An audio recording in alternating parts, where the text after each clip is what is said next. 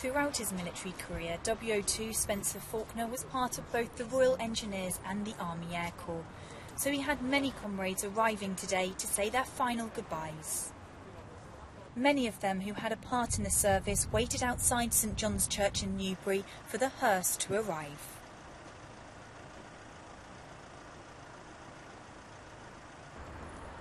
Family arrived first. And behind them a dear husband, father and son. His coffin, draped in a Union Jack flag, was carried into the church by his comrades and friends. WO2 Spencer Faulkner was one of 5 servicemen to die last month, whilst the Lynx Helicopter they were travelling in came down in the Kandahar province of Afghanistan. Inside, the church is packed with those that love Spen, as he was known to his friends. And like with any funeral, you get to know the real person from the stories and memories that are read out. Spen was the go-to guy in the unit. He was genuine and honest, and he loved rugby and his food. But most of all, he was a devoted father. And he was a man who was ready to do anything and go anywhere for those he held dear.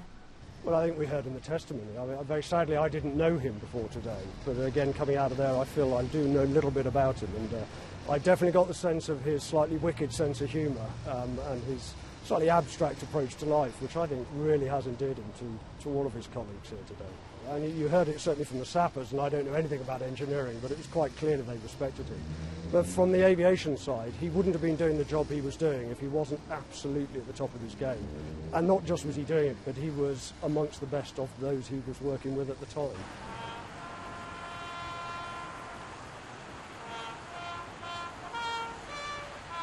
As the coffin left the church, a gun salute was fired.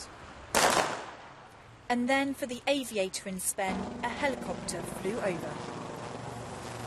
This was the final funeral of the 5 men who died in Afghanistan last month. All of them will be sorely missed by their friends, family and the military. Laura Hawkins, Forces News, Newbury.